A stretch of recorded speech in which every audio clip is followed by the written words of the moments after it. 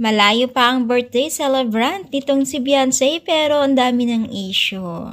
So yan ang ating pag-usapan for today's video at kung bago ka pa lang sa aking channel, please subscribe, like, and pakit na rin po natin guys ang notification bell upang ma-update po tayo tuwing ako pa nag-upload sa mga viral trending video. So ngayon guys, malalapit na po ang birthday celebrant o 18th birthday celebrant itong si Beyonce. Isa sa mga pinaka talagang bongga at sikat din po na beneficiaries ng Team Kalingap. Pero guys, talagang hindi po makaligtas ang mga netizens o ang Team Kalingap o itong si Kalingap Rab sa kanyang mga bashers. So dito nga po ay isang nag-comment ng gastos ng lahat ng sponsor sa birthday ni Beyonce. Sponsor ang gagastos, si Rab ang kikita.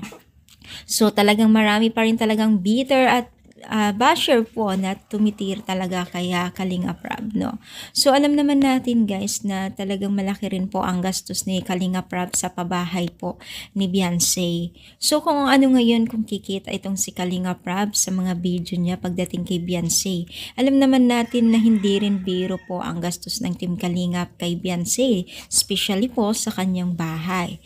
So 'di ba, alam naman natin din na ang sponsor din ang katuwang ni Kalingap Rab, pero hindi may iwasan na gumagastos din po itong si Kalingap Rab sa bawat beneficiaries po niya sa mga pabahay. So wag natin sabihin na kukita lang siya.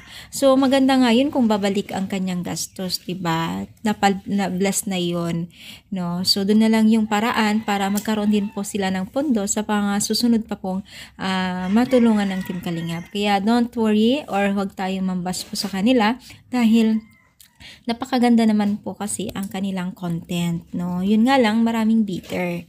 So, ano masasabi ninyo? I-comment down, palike pang ating video.